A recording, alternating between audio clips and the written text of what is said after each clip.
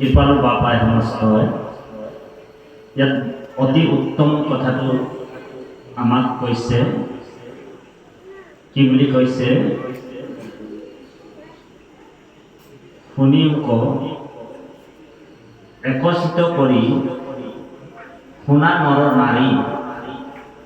ঈশ্বৰ কৃষ্ণৰ কথা তৰিও দুৰ্গতি ধৰিও ভকতি মনমল কৰা বৃথা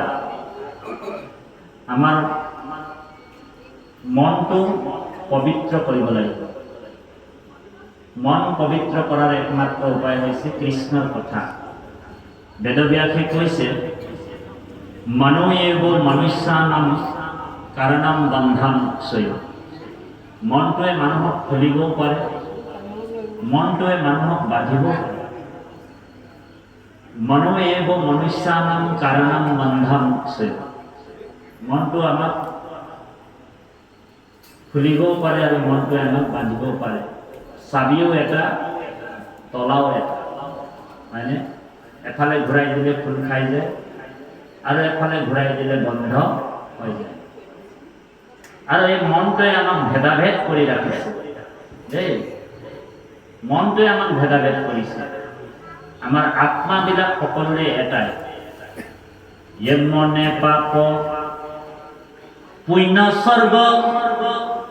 এ মনে হে নৰক এ মনে হে কৰিছে ভেদ ঐ আপোন পৰক যতে ইন্দ্ৰিয় গণ মনৰ অধীন মনৰে হে আজ্ঞা পালি থাকে ৰাত্ৰি দিন মনে উপজয় জানা মনে হে মৰণ মনুষ্যৰ মনে বন্ধ মুখ্যৰ কাৰণ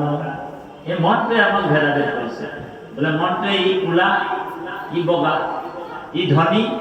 ই দুখীয়া ই উচ্চ জাতি ই নিচ্চ জাতি বোলে কোনে ভেদাভেদ কৰিছে বোলে মনটোৱে কাৰণ আত্মাটোতো আমাৰ সকলোৰে এটা হয় নাই আত্মাৰ কোনো বিকাৰ নাই বুলি কৈছে আপনার মোর আত্মাটো যিটো আপনার আত্মা আছে আমার একে আত্মা আত্মা নিত্য বস্তু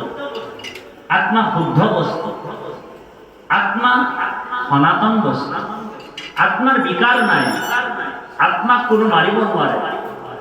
আত্মা কোনো জ্বলাব নোৱাৰে গীতাত কৈছে অৰ্জুনক হে Arjun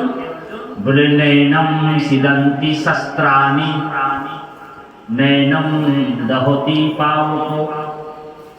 no se no kile dayam tapu no susoyoti maruto আত্মা কোন অস্ত্ৰৰে কাটিব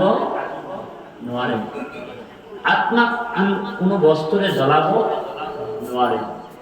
আত্মা একো বস্তুৰে ফুকাব নোৱাৰে আত্মা অবিনাশী বস্তু গতিকে পৰীক্ষিত ৰজাক উপগুৰুৱে কৈছে যে হে পৰীক্ষিত তুমি আত্মাৰ কথা চিন্তা কৰা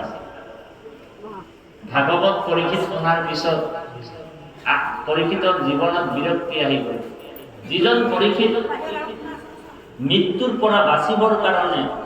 বিভিন্ন উপায় বিচাৰিছিলে পৰীক্ষিত ৰজাক উপগুৰু আহি গ'ল গংগা নদীৰ পাৰত উপগুৰুৱে কৈছে যে হে পৰীক্ষিত তোমাৰ মৰিবৰ টাইম কিমান আছে কোৱা তো পৰীক্ষিত কৈছে বোলে মোৰ ওচৰত 7 ডেজ আছে 7 দিন তো উপগুৰুৱে কৈছে তোমাৰ ওচৰত বহুত দিন আছে মই বোলে তোমাক 2 দণ্ডতে গতি দি দিব পাৰো বুলি কৈছে এই 2 অল্পকালে সাধে সিদ্ধি অকৃষ্ণৰ ভকতি 2 দণ্ডে পাইলা গতি খটাংগ নিৰপতি তোমাৰ ওচৰত 7 দিন আছে আজি যাৰ মই তোমাক কথা শুনাম যিজন ঈশ্বৰৰ কথা শুনাম ভগৱন্তৰ জন্ম লীলা ৰহস্যৰ কথা শুনি তুমি বোলে 2 দণ্ডতে গতি পাবা 1 দণ্ড মানে হৈছে 24 মিনিটতকৈ অকমান বেছি 2 দণ্ড মানে প্ৰায় 1 ঘণ্টাৰ ওচৰা-ওচৰি দেই বাবা জন্ম সংসার ও বন্ধন বিমোচতে, যার নাম স্মরণ করার লগে লগে সংসারের যিটো ভয়, তারপরে তুমি মুক্ত হবা। এখানে ভাগবত 7 দিন পরীক্ষিতে কৃপা করে শুনাইছে। পরীক্ষিতে মৃত্যুর ভয়, মই কি কৰিম, মোৰ কি হ'ব, মোৰ ল'ৰাটোৰ কি হ'ব, মোৰ ছোৱালীজনীৰ কি হ'ব, মোৰ ৰাজ্যৰ কি হ'ব, মোৰ প্ৰজাৰ কি হ'ব, যিটো ভয়। আৰু যেতিয়া ভাগৱত শুনিলে 7 দিন, তক্ষকে মৃত্যুটোক মাতিছে, ৱেলকাম কৰিছে। এই তক্ষক, তই ক'ত আছ, সোনকালে আহ, তই মোৰ শৰীৰটোকে বিনাশ কৰিবি বোলে, আত্মাৰ মোৰ মৰণ নাই। এই কথাটোৱে হৈছে ভাগৱতৰ সাৰ বস্তু। ভাগৱতৰ সাৰ কি? আত্মবিশ্লেষণ। ভাগৱতৰ সাৰ কি? আমাৰ আত্মৰ বিশ্লেষণ হৈছে। আজি আমাৰ আত্মৰ